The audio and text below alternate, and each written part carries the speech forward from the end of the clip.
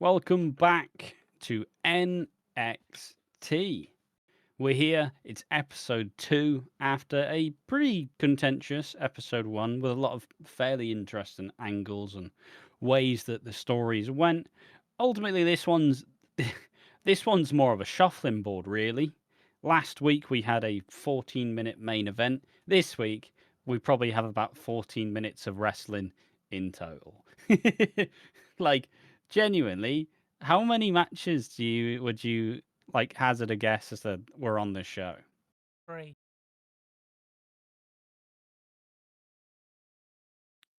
7. Oh, Yeah, 7 minutes. Not 7 minutes, 7 matches. With the longest one going 4 minutes.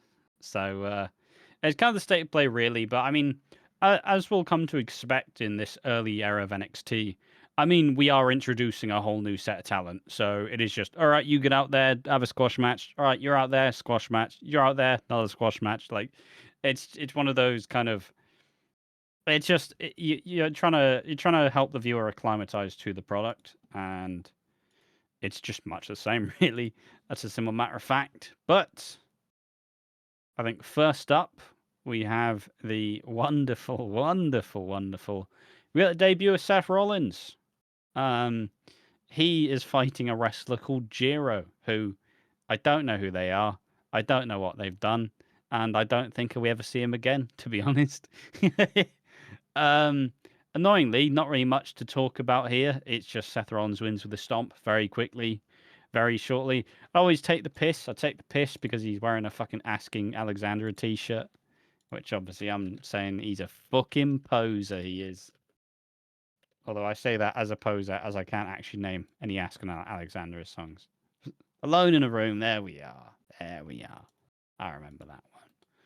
But yeah, first impressions on young Seth Rollins. geez. Um, well, uh, yeah, it's nice to see early roots at Rollins because obviously we know where he's going to go from here. Obviously, I think there's bigger and better things in his future, as much as we like to disagree. But he is on a good path. He's in trunk, which I think is still a better look for him than tight, which I, Eh, I I, kind of disagree. I don't know. I think it works now, but I think it does get better eventually. Like Yeah, it's just because obviously right now he's not really been in WWE that long, so he's still bulking up. Like I mean, he's fucking the transformation of his fucking body over the years is mental. And one thing I will just say is it's fun to see him wrestle back when he had functioning knees. That bit's fun. But no, it's kind of crazy that we're now, but over pretty much over a decade of having Seth Rollins be everywhere and do everything. So it's fucking. But yeah, look, it's a good first impression, but equally, it's very surface level. I think I like the initial things of the character where he is clearly just a little like he just loves rock and metal really, and he's a headbanger, but not the fun kind. You know, not the fun. If this was a headbangers match, this match would be 10 minutes and they would cheer after every move. Not today, Seth Rollins. So he just headbangs for fun. Then we get a bit more framing as Jinder Mahal comes out and stares down with Seth Rollins, which is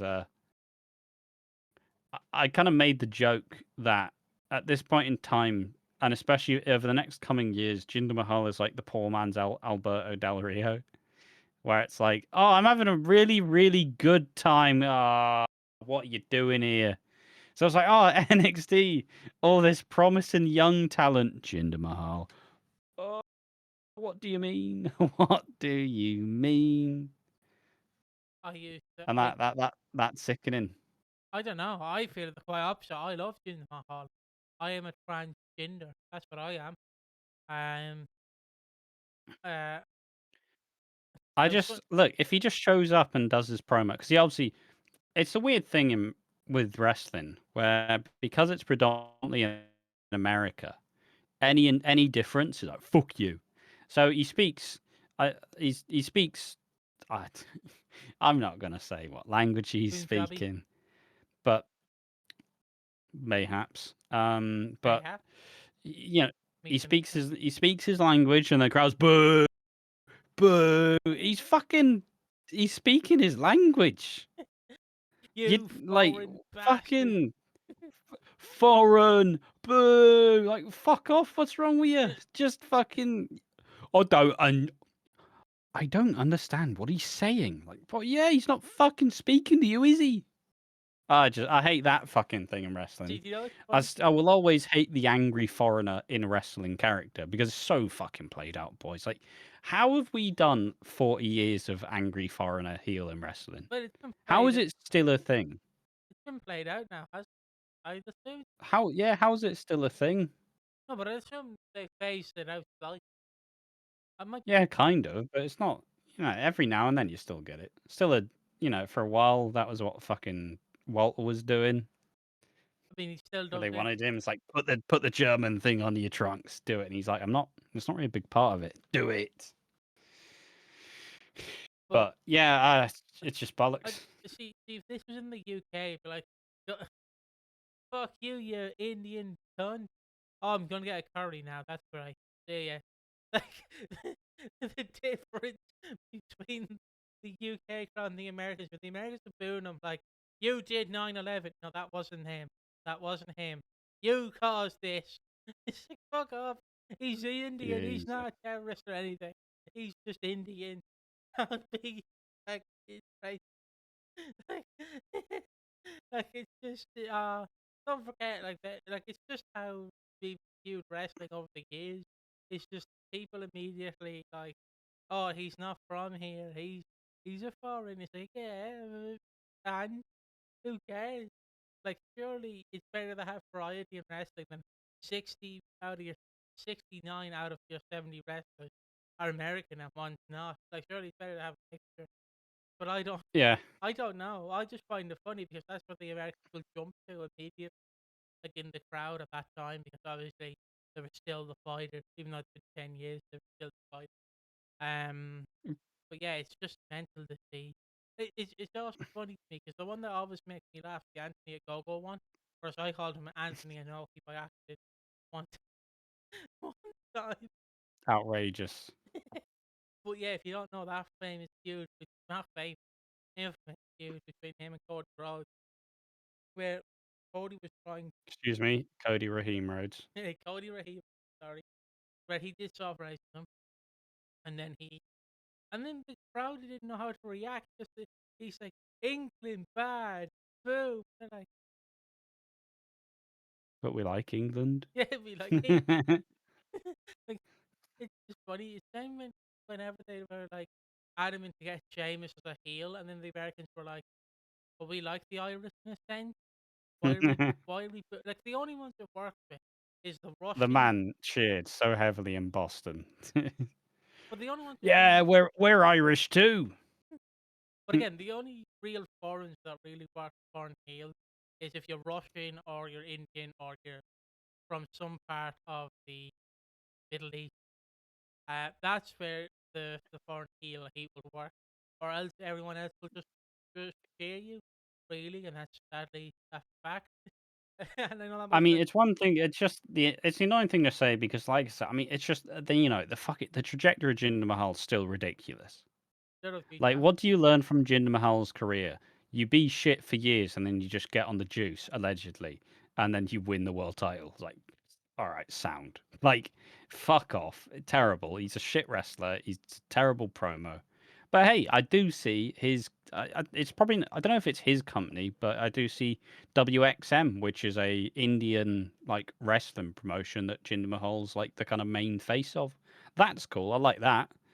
But stay the fuck away from my NXT. This is my safe space. Leave me alone. Don't worry, he's only here for a couple of episodes, and then he's Yeah, gone up. he is. I mean, he is here to be the main bad guy until he's there to be the main bad guy who gets toppled by a certain wrestler who he may have stared down with. So, yeah, but he in a very boring plodding match beats Jason Jordan by submission.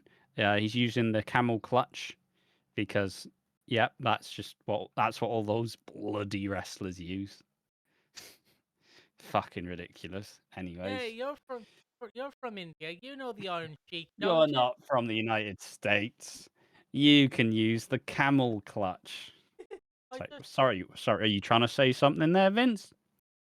Yeah. Just- you know General Adnan, don't you? No, I'm from India, mate. I'm not from the I Middle was East. born in Canada. Fuck. Yeah, well, I'm more American than you've been. No, you're not. Pal. I don't even know what a taco is. What the fuck you want about? Or a But burger? yeah, so yeah, Jinder Mahal is he's the overarching bad guy for now. So it's gonna be interesting to see, and I don't think the tournament's too far away. It's just about getting in the main stars early in, establishing them, and making people actually want to see more of them. And that's what this does. Well, not really for Jinder Mahal, but it does for Seth Rollins. So, all right, next up we get introduced. Oh yeah, and obviously I say that we missed the promo. Jinder Mahal just essentially cuts a promo saying, I'm gonna put NXT in my own image. This is gonna be a wave that's gonna break through the rest of the WWE." So See, okay, all right, decent angle sound. obviously, if you're in Vince's mind, like we're gonna get elephants. We're gonna get elephants. They're gonna be great. Elephants will be great. They will produce the product. We're gonna get curry. They love curry. And Vince, just 60. And now we introduce Leo Kruger, who is probably most famously known as Adam Rose. He is South African, and he. Oh, how do I even navigate this territory? I'll just mention now Adam Rose, the wrestler, got cancelled for certain reasons, Beat his boy. and yeah, and wasn't helping with his kid who needed extra like care and stuff like that. So obviously that leaves him in quite a not so positive light. But who is Leo Kruger? Leo Kruger is I was gonna say he's Elon Musk, but he's kind of phrased. He comes from money. He's a big deal. I was in the outback, the fucking the yeah, I don't actually remember what the term is in the savannas. I was in the outback, kind of just survival of the fittest kind of bollocks, really. But yeah, he isn't definitely isn't great. Doesn't necessarily last. He lasts decent. Fuck me, he lasts way longer than I thought he did. Bloody hell. Um, but yeah, later he would come to be known as Adam Rose, and it's weird at that point he basically loses all the muscle that he currently has because if you take a look, like physically, he kind of looks like he looks like South African Roman Reigns. Like he's got the fucking goatee, he's got the long kind of black like hair. He's pretty fucking built. Has shit gear. Like he's wearing black tights with his name in black on it. Like mate, have some sense, you idiot. Who's gonna be able to read it? Your tights are black. You can't read fucking black text on a black background. You fucking moron. But, anyways, uh, this match is pretty boring though. To be honest, he's facing Aiden English, which kind of interesting. Never really touted for great things was Aiden English. Um, but he beats him with a fuck, I forgot the name. It's just it's the rear naked choke. It's the Samoa Joe finish. It's the fucking Gunther finish. It's that sort of thing. So done by submissions, so 2 submissions, and all of the bad people have won with submissions. But yeah, what do you think of Leo Kruger? I was a big Rosebud fan back in the day. Um, I was also a big Social Outcast fan. Never really saw I nearly said Leo Rush. Never really saw Leo Kruger as much. Um, but I was a big Rosebud fan. Uh, I think most of us were a Rosebud fan. don't be a But lemon, be a that's just rosebud. that's just because we were teenagers. Well, I was a child Um, then. I was a teenager yeah, true. till I was a 22.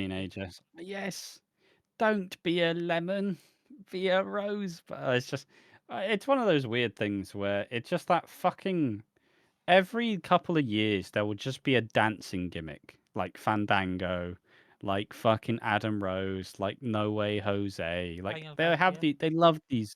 Daniel Garcia in AEW. They love a fucking dancing gimmick, and it never works. But yeah, but Leo Kruger, I always thought he was going to be quite interesting fundamentally. He definitely needs to improve his in ring. I will say that much. Definitely very basic, very bare bones, fucking very like. uh, It's the kind of thing I think it eventually turns into. He is essentially like a fucking lion. He stalks his prey and then he strikes. Essentially, that's what I think they're trying to set up with him, and it's vaguely interesting. But yeah, it's just unremarkable right now. Just out of all the debuts, this is one of the least interesting ones. Like at least Seth Rollins wins with a fucking stomp, but also the name. I don't know. I also think the name fucks. To be honest, Leo Kruger sounds fucking fierce. Just a shame that the guy's an asshole.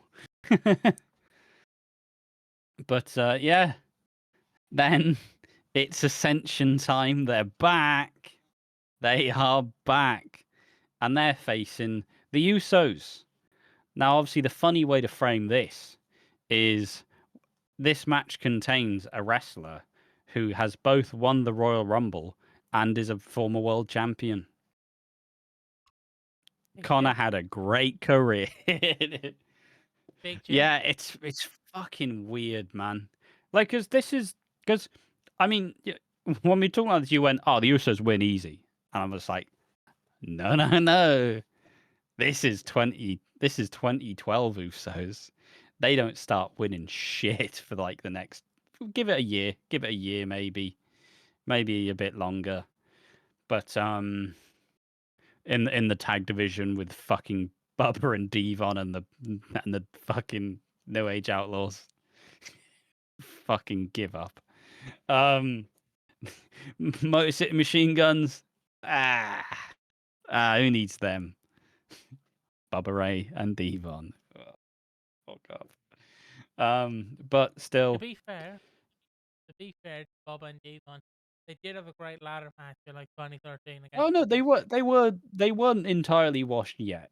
No, they had They a were great match fine. They against. were perfectly feasible. They had a great match against the Wolves, which I will bring up the Wolves whenever they appear. But like they were a fantastic tag team. Even if one of them also has allegations. Yeah, even though if one of them is a cunt, which I know he is a cunt, but fantastic tag team, we can forgive it. Wrestling fans 101. But yeah, the Ascension batter the Usos, not even much in it. 3 minutes 41, longest match they've wrestled so far, which still sounds ridiculous when you say it. Still the kind of little weird reverse sling blade into the flapjack as the downcast. Still a good finish. Obviously, it's not in its final form. Who's going to be able to beat the Ascension? The new age outlaw. And Not wrong. that's how you can tell that Vince does not watch NXT. Oh, you didn't know? Boo-da-doo-doo. I know I never get to talk about it because I understand the Jey Uso hate and the fatigue because he is pretty much a catchphrase merchant. But sorry, I've had a fucking McDonald's beforehand. He's trying to kill me. So I've done Here's plenty old big enough. Donald.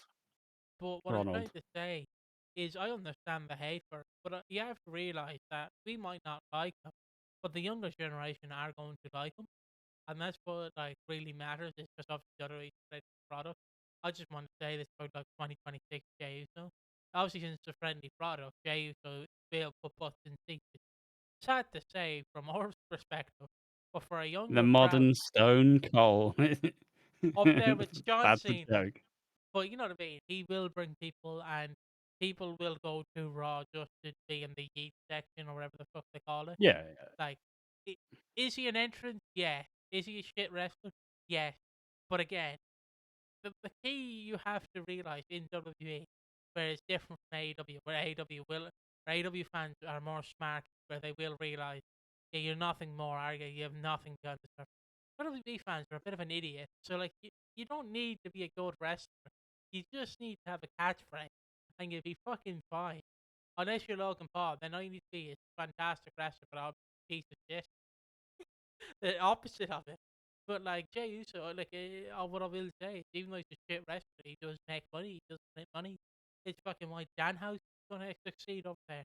Succeed over there. So all he's gonna do, all Danhausen has to do, all he has to do is appear in segments going, "I'll curse you," You and that's are it. cursed. Yeah. Yeah, and look, it's just how it works. And what I find funny about me saying all of this is there's literally someone right there who is the catchphrase merchant, LA Knight, and does he get fucking you? Nah, fuck him. Yeah. It's like, excuse him, excuse him. I will say that 'cause I am an LA Knight fan, but I'm more of an Eli Drake fan. I love that he did the dummy thing, but yeah, his That shoes the was good. champ. But yeah, I just wanted to say that, Jay. So I understand the hate. You realize he's not for the older crowd. He's for the younger crowd. You know, he's for the young kids. The young kids. Hopefully that sounds okay. But yeah, that's all I wanted to say. It's weird that he's a former world champion and a Royal Rumble winner, but at the same time, it, y- you Maybe know, I'll win Money in the Bank. Probably. yeah. Even though I Yeet do, in the bank. even though I do prefer Big Jim, I am a Big Jim fan. He won me over at the Royal Rumble last year to Big Jim because literally his nickname was Big Jim. And I'm fuck it, he's my man. He's the better Uso. Like he's so like I don't like the Usos, but the shit. But fuck me, Big Jim immediately sold me. You can put in Big Jim merchandise up to the fucking moon. But yeah, there we go. The Usos though at this time won't become the tag team they later will become in like 2015, 2016 when they start fighting the New Day for like 6 years in a row. And then everybody's like, we could get the Young Bucks versus the Usos. Never happened. Or the Young Bucks versus the New Day. Never happened. But it is interesting to see early days. Well, they've been around since 2010, I think.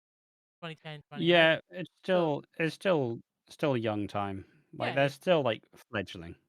yeah, it's still weird to see young Usos, but you will see more of them. Like, I don't know if they'll be on more NXT, but like, it's pretty I fun to find it see. quite unlikely.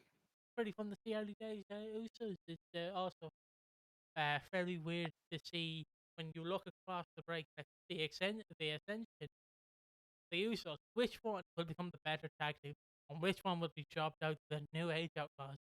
Woo! Thank you, Do. Vince. The answer's both of them. Do. That's just gonna be the running gag. It's just Oh, you didn't know? Do. ah, ah. Look, Bro Dog just loves that pump handle slam. Yeah, but It's in the name. I miss when he shagged them. Bring back the I shagging. don't. Bring back the pumping. Gotta pump it up. All right. Next match, we get a little promo package where they tease Richie Steamboat. It's obviously Richie Steamboat, or Ricky Steamboat's son. And he does have all the hallmarks of being his kid. Now, unfortunately, Richie Steamboat has a fucking cursed wrestling career. As he was touted as like the next big thing. And he definitely showed a lot of promise. He had a decent look, and obviously he did the fucking arm drags. Mate, he's. Fuck off.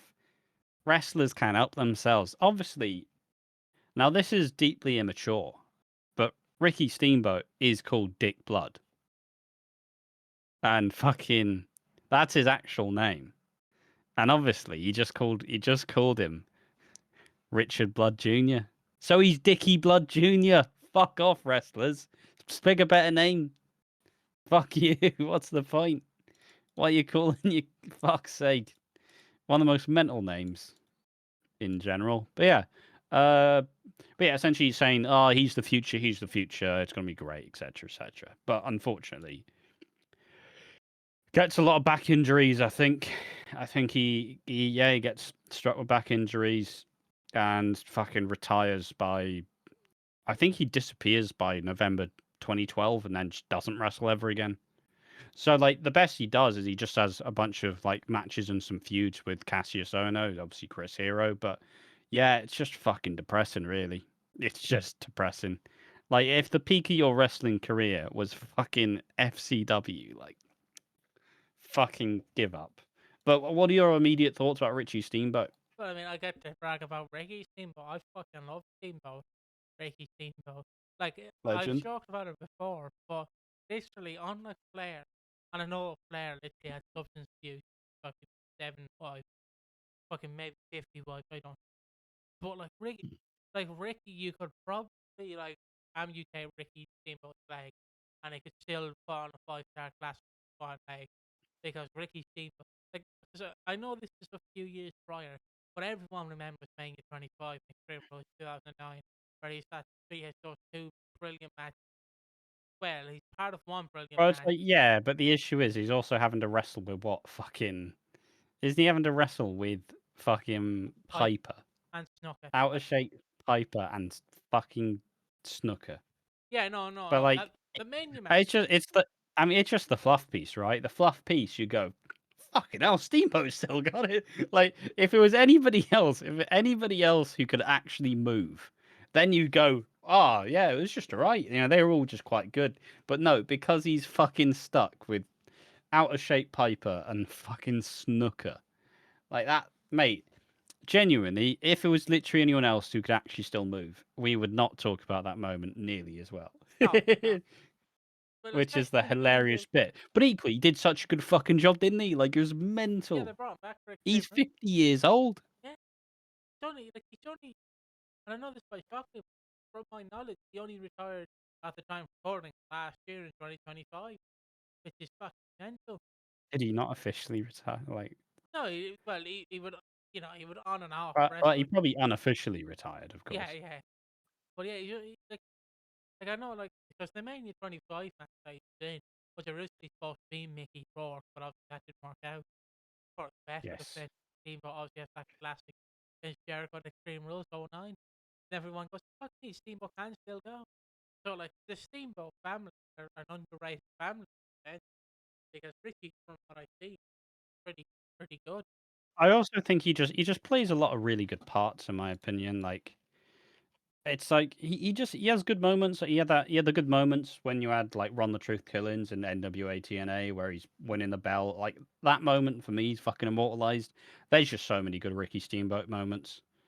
Then obviously you point towards fucking Ricky versus Macho Man. It's fucking great. It's just I don't know. He is an unsung hero. I do agree with that, and I'll kind of maintain that personally. But But Richie yeah, was good Richie. as well. But yeah, see, the weird bit about Richie is, I mean, funnily enough, the fucking wiki says he's 6'2". Fuck off. Absolutely not. The Adam Cole build. And he's just he's just a bit like small. I not even like that's a huge thing. He's just like obviously. I mean, Ricky he was probably on the steroids, boys. It was the 80s. Everybody was.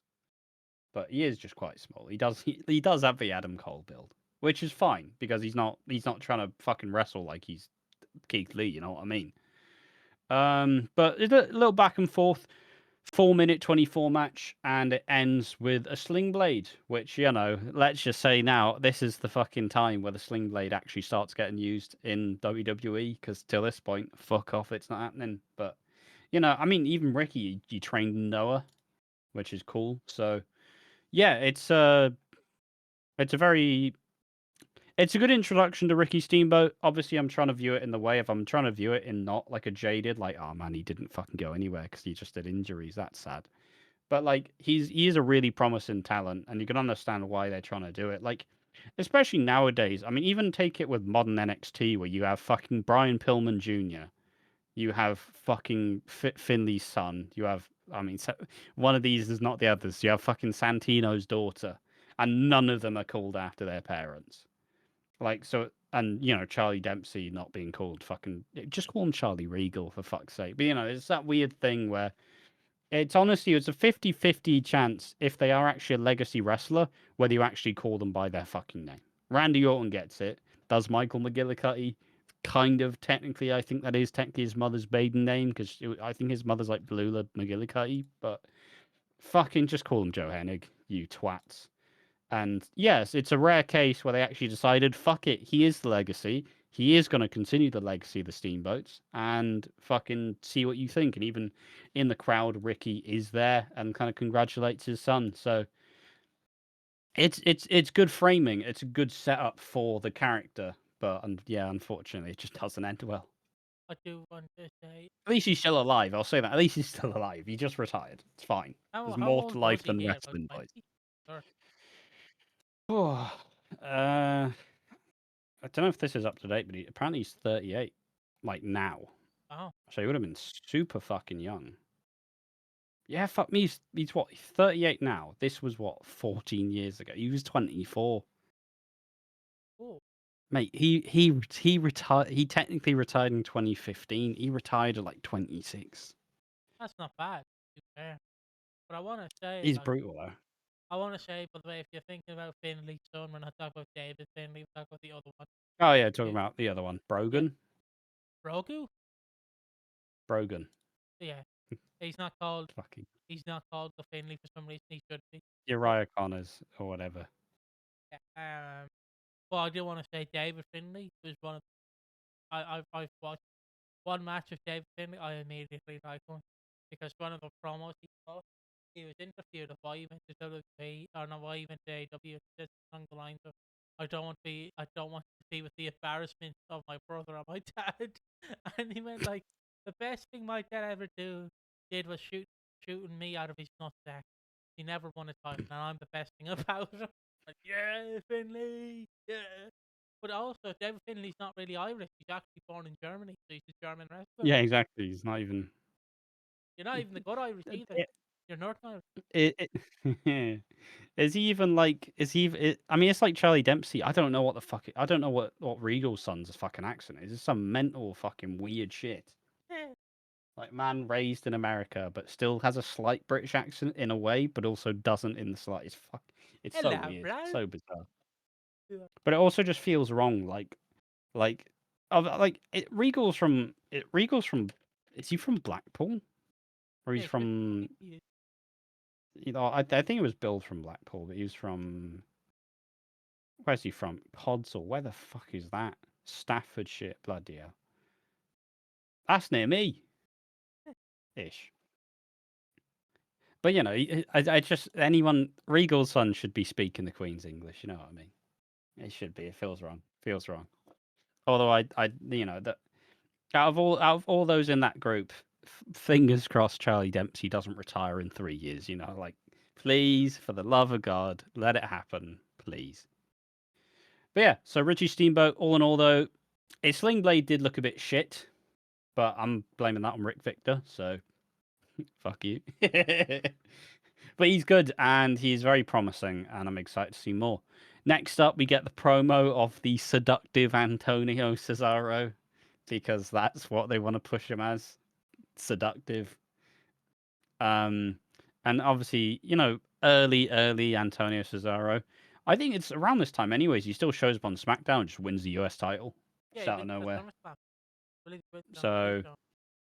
And and Santos. he faces fucking Dante Dash, who, mate, he's a brick shithouse. This guy, fucking like, they could have fed him some tiny fucking small wrestler, mate. Dante Dash is fucking huge, and that's what makes it so much more impressive.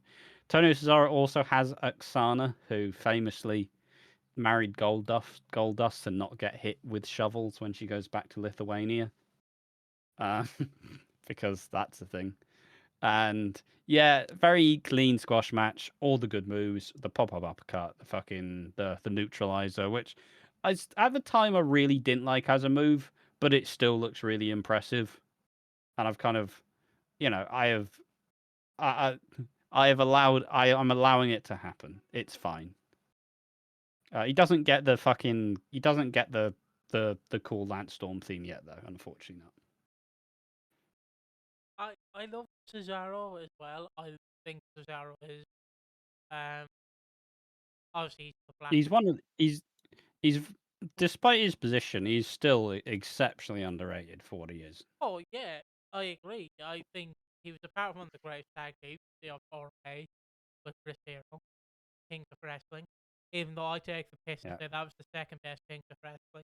Jarrett's is the best. If you don't know, Jarrett had a brief stable called Kings of Wrestling National Hall, where National Hall for some reason dressed up like Elvis. Don't ask. It Now was I'm the one TNA who in looks like '04. Elvis. What to say? It's just the fucking Scott Hall. Yeah, yeah, but at some point it just became only Scott Hall. Yeah. I'm the one who talks like Elvis or some shit. That fit aside now, that Victory Road promo is fantastic. Where they're driving the car on the green screen, it's like but yeah, no, yeah, but no, it's fantastic. It's Cesaro. You're going to hear it a lot with half these wrestlers because people are still fucking going around today compared to ECW. That's why I made the joke to Ash where it's like, oh, what happened to this wrestler? Dead. Oh, how did he die? Suicide. Oh, great. What happened to this wrestler? Sex offender. Oh, what happened to this wrestler? Oh, I he's mean, it's a cancer. simple matter of fact. It's just the best thing is the saddest part about Cesaro's career, as he is one of those never was, because the best world title he's getting is the fucking ROH belt, and they give that shit to anyone. So Didn't he also win the that's the sad TNA bit. belt? Yeah, but I'm a little normie and don't pay attention to Mexican wrestling, so Fair enough. I will make you watch this to go down. I don't watch Ring of Honor either. Fucking, but yeah, it's just he's been so good for so long. He doesn't dip. He's always consistent. He is one of the best wrestlers ever, fundamentally, Yeah, and it's gonna be so good because there's so much. I say there's so much good shit, but there's a lot of good shit coming up.